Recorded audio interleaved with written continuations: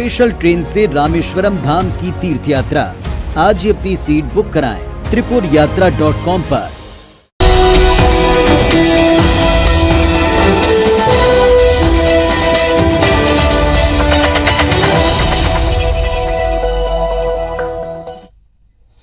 नमस्कार, आप देख रहे हैं IBC 24। रात 10 बजे की खबरों में आपका स्वागत है। खबरों को देखेंगे विस्तार से। महंगाई को लेकर कांग्रेस ने आज सड़क से संसद तक जमकर हंगामा मचाया। राहुल गांधी और प्रियंका गांधी समेत कांग्रेस नेताओं ने काले कपड़े पहनकर विरोध प्रदर्शन किया, जिस पर राहुल, प्रियंका समेत कई बड़े नेताओं को हिरासत में लिया गया, जिसके बाद देर शाम उन्हें रिहा भी कर दिया गया। वहीं केंद्रीय गृह मंत्री अमित शाह ने कांग्रेस के प्रदर्शन पर बड़ा हमला बोला है।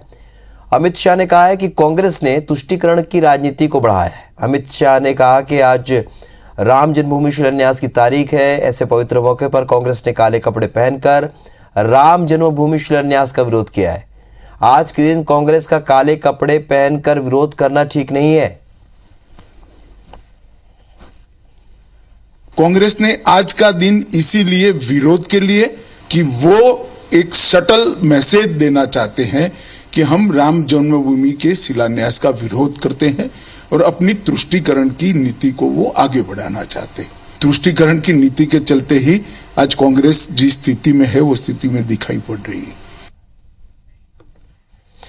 मुख्यमंत्री भूपेश बघेल आज से 4 दिन के दिल्ली के दौरे पर हैं और दिल्ली पहुंचते ही सीएम किंग्सवे कैंप स्थित न्यू पुलिस लाइन पहुंचे, जहां उन्होंने प्रदर्शन कर रहे कांग्रेस के पूर्व अध्यक्ष राहुल गांधी, पार्टी महासचिव प्रियंका गांधी सहित पार्टी के सांसदों और कार्यकर्ताओं से मुलाकात की। इन सभी नेताओं को दिल्ली पुलिस ने हिरासत में लिया था। सीएम भूपेश बघेल ने ट्वीट करते हुए लिखा कि हमारे नेताओं का गुनाह बस इतना है कि उन्होंने कह दिया बहुत हुई महंगाई की मांग।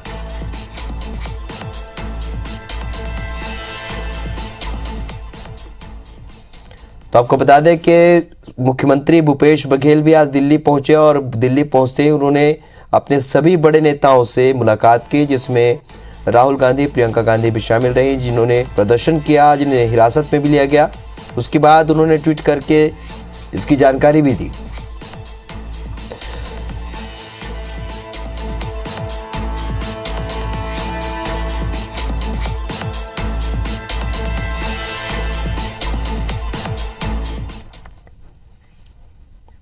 भारतीय जनता युवा मोर्चा ने बेरोजगारी भत्ते की मांग को लेकर आज प्रदेश भर में विरोध प्रदर्शन किया और प्रदेश सरकार पर बेरोजगारों से वादाखिलाफी का आरोप लगाया। रायपुर के जयस्तंभ चौक पर बेरोजगारी का टेंट लगाकर युवकों से फॉर्म भरवाया गया।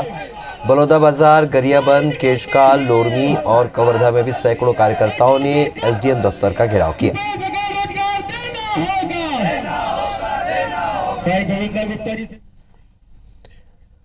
मुख्यमंत्री शिवराज सिंह चौहान ने कहा है कि आजादी के 75 साल का उत्सव प्रधानमंत्री नरेंद्र मोदी के नेतृत्व में सबका साथ, सबका विकास, सबका विश्वास और सबके प्रयास के मूल मंत्र के साथ समारोह पूर्वक मनाया जाए।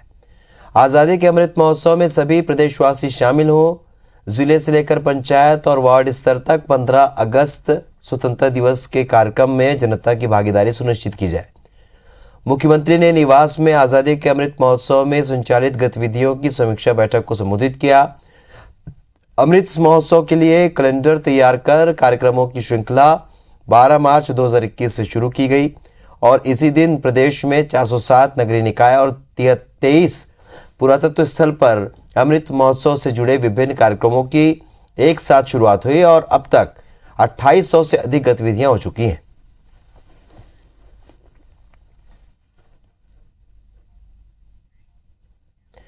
पीसीसी चीफ मोहन मरकाम ने मोहन भागवत को तिरंगा भेजा है। इस पर पूर्व मुख्यमंत्री रमन सिंह का कहना है कि तिरंगे पर राजनीति नहीं होनी चाहिए।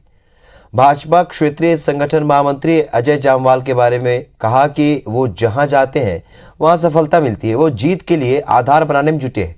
वहीं कांग्रेस के अल्लाह बोल पर कहा कि सरकार कर्मचारियों के डीए पर बात नहीं करती। बेरोजगारी के आंकड़ों पर कहा सरकार श्वेत पत्र जारी करे कि अब तक कितनों को रोजगार दिया है। झंडे को लेकर किसी प्रकार का विवाद जरूरत नहीं, वो भी फहराए 15 अगस्त को, हम भी फहराए, पूरा देश फहराए। जाति, पंथ, समाज सीमा से हटकर सबको ध्वजारोहण में हिस्सा लेना चाहिए, प्रभात फेरी में जाना चाहिए।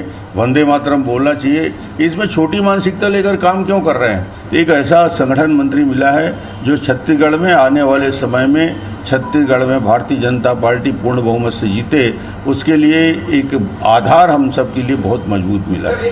5 लाख कर्मचारी मांग कर रहे हैं पूरे हिंदुस्तान में, बाकी सरकारों ने कर दिया, मगर ये 22% में अटके हुए हैं। तो अधिकारी कर्मचारियों की चिंता इनको नहीं है, गरीबों के लिए आवास की इनको चिंता नहीं है। ये सिर्फ राजनीति दृष्टि से राजनीति सेकने के लिए नारेबाजी और प्रदर्शन करते हैं, सबके फॉल्स आंकड़े जारी करते हैं। आज तक ना एक पुलिस भर्ती हुआ, ना शिक्षक भर्ती हुआ, ना कर्मचारी हुआ, ना पीएससी में हुआ।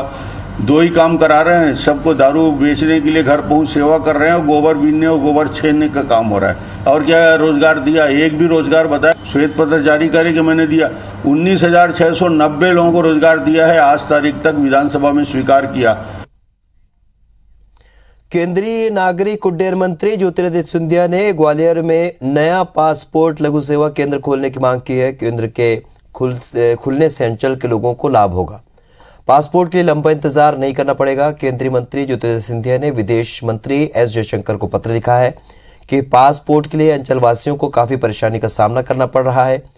ग्वालियर के पासपोर्ट कार्यालय में रोज मात्र 50-55 ही पासपोर्ट बन पा रहे, जबकि इंदौर में पर्याप्त स्टाफ और भव्य कार्यालय होने से 350 सामान्य और 45 तत्काल स्लॉट है।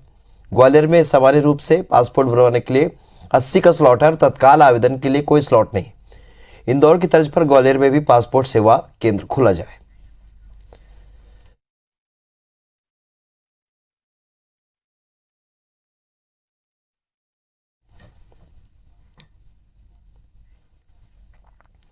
राजनीति में धीरे धीरे नौकरशाहों की एंट्री हो रही है। मध्य प्रदेश में आईएएस वरद मूर्ति मिश्रा ने भी इस्तीफा देकर आने वाले चुनाव में अपना दल बनाकर पूरी 230 सीटों पर चुनाव लड़ने का ऐलान किया है। अविभाजित मध्य प्रदेश में 23 तर्रार कलेक्टरों में गिने जाने वाले अजीत जोगी छत्तीसगढ़ के राज्य बनने पर पहले मुख्यमंत्री बन गए थे, तो वही कभी प्रमुख सचिव रहे। भागीरथ प्रसाद बीजेपी की टिकट पर चुनाव लड़कर संसद तक पहुंच गए थे। वहीं आईपीएस रहे रुस्तम से इस्तीफा देकर विधानसभा चुनाव लड़े और सबसे बड़ा नाम पूर्व मुख्य सचिव सुशील चंद्र वर्मा का है। वहीं वर्तमान में झाबुआ लोकसभा क्षेत्र से सांसद गुमान सिंह डामोर भी सेवानिवृत्ति के बाद सीधे चुनाव मैदान में पहुंचे थे। नौकरशाहों के अलावा न्यायिक सेवा से जुड़े महेंद्र सिंह सोलंकी ने जज जैसे पद से त्यागपत्र देकर देवास से बीजेपी सांसद का चुनाव जीता। और इस तरह 2018 के चुनाव के पहले पूर्व आईएएस हीरालाल त्रिवेदी ने भी अपना संगठन बनाया था। एक अन्य आईएएस वीणा वाघेकड़ भी सपाक्स के बैनर तले राजनीति में सक्रिय है। हालांकि बीजेपी कांग्रेस नौकरशाहों की राजनीतिक एंट्री को लोकतंत्र का अधिकार बताते हैं। शासकीय सेवा में जब हम रहते हैं तो बहुत सारी मर्यादाएं रहती हैं।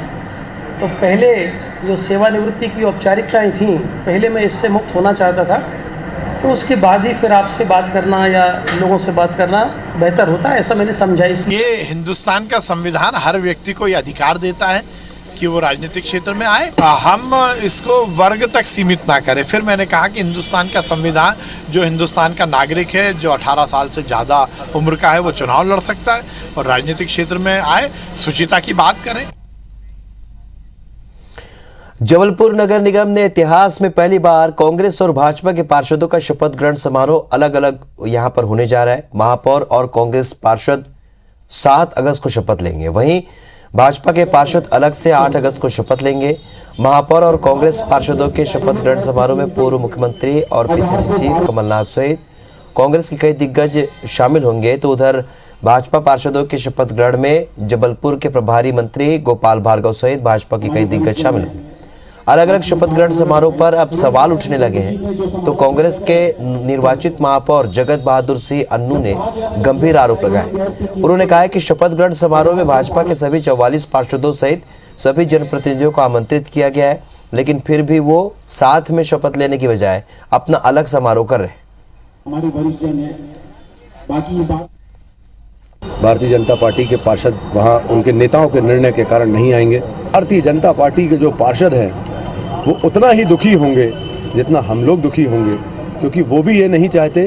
वो चाहते हैं कि हम सारे पार्षद मिलकर जबलपुर शहर का विकास करें। 7 तारीख को कांग्रेस की शपथ ग्रहण समारोह होगा, 8 तारीख को हमारा होगा। कांग्रेस का कहना है सबको इनवाइट किया, वो सबको मालूम है कांग्रेस क्या करती है। कांग्रेस जो कहती है वो करती नहीं, उसके कथनी और करनी में अंतर होता है। मगर भारतीय जनता पार्टी जो कहती है वो करती है, और जो भारतीय जनता पार्टी कह रही है वो करेगी। कांग्रेस कुछ भी कहते रहे, कांग्रेस का काम है लांछन लगाने का।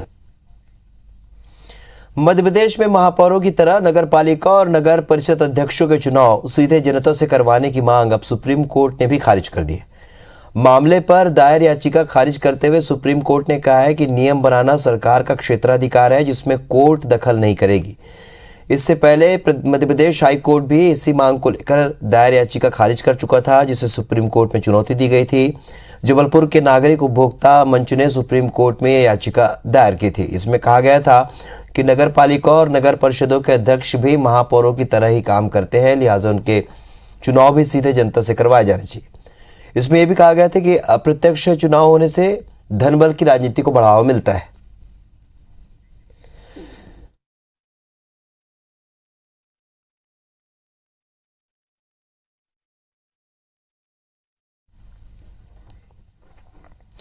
सूबे में भले ही विधानसभा चुनाव को 1.5 साल का वक्त हो, लेकिन छत्तीसगढ़ बीजेपी अभी से राज्य की भूपेश सरकार को घेरने में जुट गई है, जिसे लेकर लगातार बैठकों का दौर भी जारी है। और इसी कड़ी में पार्टी के क्षेत्रीय संगठन महामंत्री अजय जामवाल ने बीजेपी के सभी 7 मोर्चा और प्रकोष्ठों के पदाधिकारियों के संग बैठक की। इस दौरान उन्होंने आने वाले 15 अगस्त के बाद विभिन्न मुद्दों को लेकर राज्य की भूपेश सरकार के खिलाफ मोर्चा खोलने के निर्देश दिए। हालांकि भाजयुमो ने पहले से ही बेरोजगारी के खिलाफ टेंट लगाकर प्रदर्शन और बेरोजगारी फॉर्म भरवाना शुरू कर दिया है।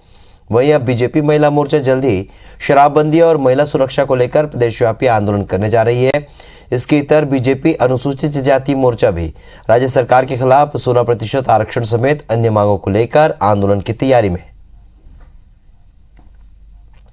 ये हमारी संगठन की संगठनात्मक जो अभी बैठक हुआ है, उससे एक मोर्चों से लेकर के संगठन प्रभारी, जिला के प्रभारी, सबकी अलग अलग बैठकें हुआ है और फीडबैक उनके द्वारा लिया गया है और फीडबैक लेकर के वे अभी दिल्ली रवाना हुए हैं। निश्चित तौर पे एक अच्छा निष्कर्ष, एक अच्छा निर्णय हाईकमान के द्वारा लिया जाएगा। कल संगठनात्मक बैठक हुई है, नया हमारे क्षेत्रीय संगठन महामंत्री जी का आगमन हुआ है, तो सबसे एक परिचयात्मक बैठक की दृष्टि से हुई है। और परिचयात्मक बैठक के अलावा भी सबको अपने संगठन जो मोर्चे हैं वो अपने अपने क्षेत्र में अच्छे काम करें और उसको मजबूत कैसे करें नीचे स्तर तक, तो बूथ स्तर तक कमेटियां बनाने का भी उसमें हुआ है। देश और दुनिया की कुछ बड़ी खबरें बिग न्यूज में।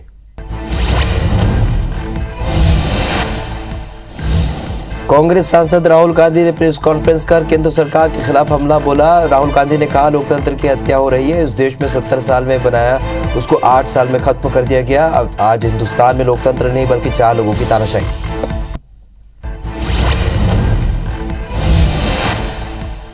राहुल गांधी ने कहा कि विपक्ष कानूनी ढांचा, न्यायिक संरचना, चुनावी संरचना के बल पर लड़ती है। ये सब ढांचे सरकार का समर्थन कर रहे हैं क्योंकि सरकार ने अपने लोग इन संस्थानों में बिठा रखे हैं। हिंदुस्तान का कोई भी संस्थान स्वतंत्र नहीं है, वो आरएसएस के नियंत्रण में है।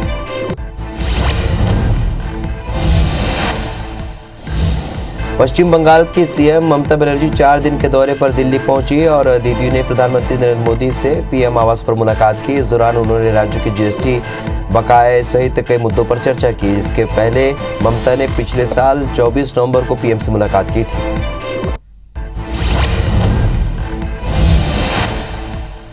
आरबीआई ने रेपो रेट में 0.50 पॉइंट की बढ़ोतरी की है, जिससे रेपो रेट बढ़कर अब 4.90 से 5.40% हो गया है। रेपो रेट बढ़ने से अब होम और कार लोन महंगे हो सकते हैं। वहीं आरबीआई के मुताबिक 2022-23 के लिए रियल जीडीपी विकास अनुमान 7.2% है। कुछ और खबरें विस्तार से। दुर्ग जिले के भिलाई में ईडी ने कार्रवाई की है। भिलाई के सहेली ज्वेलर्स के 2 संस्थानों में ईडी की टीम ने दबिश दी। ईडी के अधिकारी शुक्रवार को सुबह से जांच कर रहे थे। आपको बता दें कि सहेली ज्वेलर्स की सिविक सेंटर शाखा सहित एक अन्य शाखा में कार्रवाई की गई। इस दौरान संवाददाता अनुभूति भाकरे ठाकुर ने जायजा लिया। सुबह से जारी ईडी की कार्रवाई अब शाम होने तक भी जारी। आपको तस्वीरें दिखाना चाहूंगी। इस वक्त मैं मौजूद हूं सिविक सेंटर में, जहां पर ईडी की कार्रवाई हो रही है। आप तस्वीरों में देख पा रहे होंगे कि शटर गिरा हुआ है और नीचे से जो आवश्यक जो सामग्री है वो अधिकारियों तक पहुंचाई जा रही है। शटर गिराकर ये पूरी कार्रवाई की जा रही है। अब तक ये शटर खुला था, लेकिन मीडिया के आने के बाद इस शटर को गिरा दिया गया है। सुबह 6 बजे से अधिकारी यहाँ पर पहुँच चुके हैं और तमाम दस्तावेजों को खंगाला जा रहा है। आय व्यय का ब्यौरा जो है वो चेक किया जा रहा है। आपको बता दूं कि दुर्ग जिले में सुबह से ये टीम पहुंची हुई है और सराफा व्यवसायियों के अलग अलग ठिकानों पर ईडी ने एक साथ जो है दबिश दी है और दस्तावेजों को खंगाला जा रहा है। सहली ज्वेलर्स के अन्य जो संस्थान है, अन्य जो ठिकाने हैं, वहां पर भी ईडी की टीम पहुंची हुई है। फिलहाल 12 घंटे बीतने को है और ईडी की कार्रवाई जारी है। महाराष्ट्र से अधिकारी पहुंचे हुए, तकरीबन 30 सदस्यीय जो टीम है वो यहाँ पर पहुंची हुई और अलग अलग जगह पर दबिश दे रही है। ये पूरा मामला जो है वो आर्थिक अनियमितता से जुड़ा हो सकता है, नकदी के लेन देन से जुड़ा होने की बात सामने आ रही। फिलहाल अधिकारियों को जांच में क्या कुछ मिलता है ये कार्रवाई खत्म होने के बाद ही स्पष्ट हो पाएगा। IBC 24 के लिए भिलाई से अनुभूति भाकरे ठाकुर। रायगढ़ में लघु उद्योगों को एक स्थान पर स्थापित करने को बनाई गई इंडस्ट्रियल पार्क की योजना 4 सालों के बाद भी धरातल पर नहीं उतर पाई। योजना के लिए शहर के सियारपाली इलाके में 12.5 एकड़ जमीन भी चिन्हित की गई, जिसे इंडस्ट्रियल बेल्ट के रूप में डेवलप करना था, लेकिन अब तक योजना पूरी नहीं हो सकी है।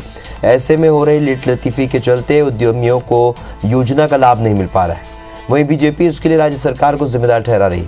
दरअसल केंद्र ने जिले के मंझोले और लघु इकाइयों को शहर से बाहर एक ही जगह पर स्थापित करने को औद्योगिक पार्क बनाने की योजना बनाई थी। जिला उद्योग एवं व्यापार विभाग को इसकी जिम्मेदारी दी गई थी, लेकिन आज 4 साल बीतने के बाद भी योजना धरातल पर नहीं उतर पाई है। सरकार इसमें बिल्कुल भी गंभीर नहीं है, जिसका परिणाम है कि आज ये योजना धराशायी होने की स्थिति में है। हितग्राही उसका लाभ नहीं ले पा रहे। 12.5 करोड़ रुपए जो है वो जाम पड़े हुए हैं। जमीन इतनी गड्ढे में है कि हितग्राही को उसका लाभ नहीं मिल रहा है। योजना जो है केंद्र शासन की IADC स्कीम का है, जिसमें राज्य और केंद्र शासित केंद्र का दोनों का एक % रहता है। तो वो हमको प्राप्त होने में कुछ विलम्ब हुआ था, जिसके कारण जो है इसके निर्माण में कुछ विलम्ब हुआ है। योजना 2018 से चालू हुई थी और मोस्ट प्रोबेबली हम लोग इस साल अभी अक्टूबर-नवंबर तक इसको पूरा कर लेंगे। तो रात 10 बजे की खबरों में फिलहाल इतना ही। आगे देखिए तेज खबरों का बुलेटिन फास्ट 50। नमस्कार।